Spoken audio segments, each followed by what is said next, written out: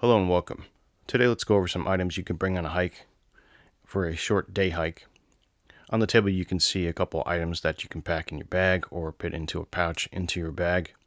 Based on your situation, time of year, and goals, and how far you're traveling, some of these items will change out. So needless to say, your needs may be different from another person's needs, so plan accordingly. Let's begin. Here we can see two types of medical kits you can bring on a day hike. We have a smaller, lightweight one and a bigger, heavier weight one. This one's a little bit more comprehensive, and this one's a little bit less comprehensive. This is more for like a one-person kind of deal. It's lighter weight. It's basic entry level. It has minimal coverage, but it's lightweight, and it's made for one person. You can customize your own kit like I did here, which does cover a little bit more than one person, or gives you a fuller coverage for more possibilities. For example, in this one we have, other than just band-aids and boo-boo kits, we have a tourniquet, ETD, some S-roll gauze, and other survival type of items in here, relegated for emergency situations. So you can pick and choose which you want to bring with you on your hiking trip, whatever matches your environment and your needs. Here we can see a variety of different cutting tools. We have a full tang knife, a Becker PK11. We have a multi-tool Leatherman Super Tool 300 plier-based tool. We have a Victorinox Mini Champ 1 with a modification on the LED scale there. And we have the traditional Swiss Army knife, Victorinox Swiss Champ here on the right.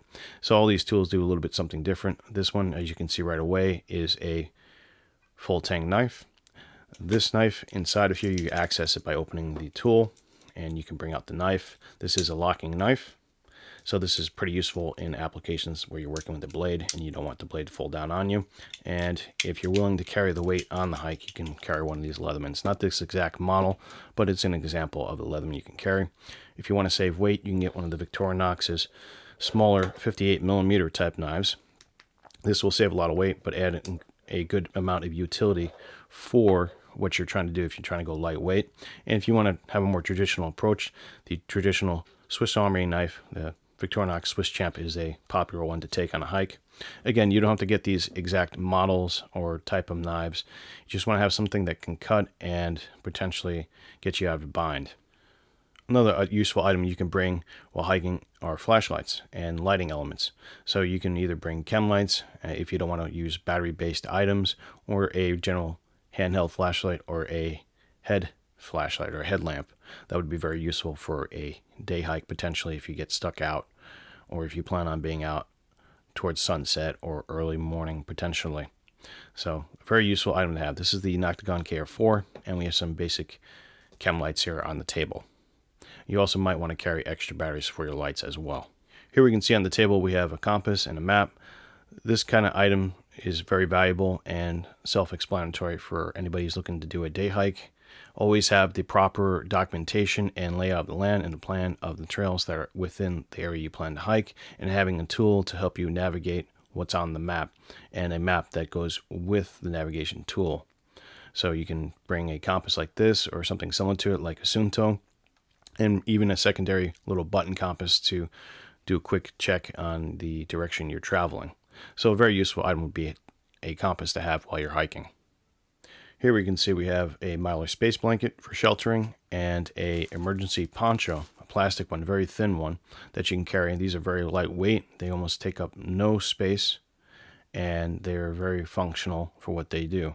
In place of a poncho, you can take a garbage bag and cut a hole in the top to have a temporary type of poncho, or you can leave it as is and use it as a makeshift shelter in case you don't have a Mylar space blanket. You can pack a trash bag of appropriate size. So again, plan ahead and know the environment that you're going into. These may not always cover all emergency situations, but it's generally a good idea to have some sort of emergency sheltering option with you while you're on a hike out in the woods. Another set of useful items that you can take on a trail are fire making tools. You have a ferro rod here without the scraper. We have a lighter and some stormproof matches. These items can be useful for creating a fire in case of emergency, or for doing minor repairs, such as using a lighter to burn the ends of a paracord so that it doesn't fray, or a bunch of other uses as well with the lighter. In general, it's just a good idea to have some sort of fire making capability. You don't have to have all three at once, but generally speaking, you want to have a lighter with you when you do a hike in the woods. Another useful item to have on the trail is cordage and duct tape. These two items can be very useful in repairs and making items, such as setting broken bones, making a makeshift splint, and making tools. As you can see on the table, we have a variety of different cordages. We have 550 paracord, we have 325 paracord, and we also have 95-pound thinner paracord if you're looking to save weight and be packing a little bit more length of paracord. You can also buy specific type of paracord that have special things inside of it. For example, these red ones here on the table and these lighter tan ones, they have a fire cord inside of them. So what you can do is you can take the cordage out and gut it, and this one has a red type of cordage that has wax on it, and you can split it up and you can take your fire element and use that as a tinder base to start a fire. This other cordage here has not only the fire tinder in it, but it also has a fishing line and a cotton sewing thread as well. So you can get extra utility out of your cordage with you while you're hiking, and that's why I recommend having cordage and duct tape with you when you hike. A couple more useful items to have with you while you're hiking are communication devices, such as a whistle for audible communication, a signal mirror for visual communication, and a radio of some sort as a backup to your phone if you're traveling in groups, or if you're just by yourself and you don't have good cell phone service. Having a radio is a good idea. A ham radio would be the best idea, or one of the better ideas rather. And also having a writing device so you can leave a mark as to where you are. Obviously a pen may not be the exact tool you want to use, but you can have a Bic marker as a replacement, or a Sharpie instead of a pen. Plus you can also mark your maps and try to navigate with a pen. So having a communication tool can be a multifunction idea. This particular radio is a dual band ham radio. It's one of my specialties, and it does have weather receiving capabilities. So not only do you get information while you're out on the trail, you don't necessarily have to use it to talk. You can listen, and that can give you information about the conditions of the outdoors that you're in, which can prove very valuable. So these are just some other items you could take with you on a hike. Another useful item to bring on the trail is a battery bank to charge your radio, your phone, your flashlight, and any other type of device that you might carry on a day hike, like a GPS, for example. This is incredibly useful because it keeps your primary communication tool, a cell phone, charged, so you can access the GPS, the map functions on it, and the radio inside of it, and also the flashlight on the outside, so you don't run out of battery power. So it's very important to carry a battery bank or extra batteries with you to charge your electronic devices. Having a pair of wool socks is a good idea. Having an extra pair is an even better idea, so you can switch out socks to prevent blistering and other things occurring with your feet, like overheating, sweating, etc., etc. The point is, sometimes the fibers in the sock get compressed after a while that you've been on your feet in your boot, and you simply want to change out to a fresh pair of socks. It'll make your life a little bit more comfortable while day hiking. Containers are also a useful thing to have on a trail, whether it be a Ziplock bag or a bottle to contain water. You can get a variety of different bottles, stainless steel, copper, etc., etc. And you can get a variety of different types of bags, dry sacks, for example, or heavier duty Ziplock bags. I prefer these type of containers because I can put all my electronics in there. They're lightweight, thin, and they're relatively cost effective to keep my items safe. And obviously having a good container filled with water is the primary thing I would definitely carry on a day hike, especially in the summer months.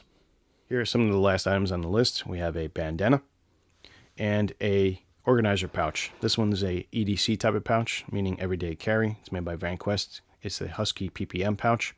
And the reason why we have it on the list is that it allows you to organize our previous items into a neatly fashioned bag. It's heavy, but the trade-off is you can access your items relatively comfortably and easy, especially in a sort of stressful situation. Potentially you want to be able to find your items and know where they are exactly. Generally I would recommend carrying a whistle on the outside, but you can keep it in the bag like this. We have some knives here for cutting. We have some cordage. We have the lighter that we mentioned and some matches. We have a AAA light with a diffuser on it. We have some hand sanitizer down here. We have some medication here, some aqua tabs for water treatment, and behind here in the slip pouches we have another bandana. We have a Mylar space blanket for sheltering.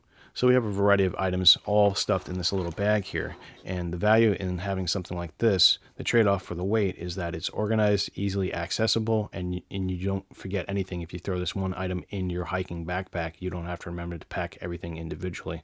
So it saves on time and memory, and it just is a convenient way of accessing everything. Of course, you don't have to do that for a day hike, but it is an option that you can do. And I do recommend definitely having a good cotton bandana.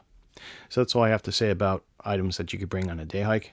Hope you guys enjoyed that. Let me know what you would think about bringing differently, or if you have any other ideas. Thanks for watching.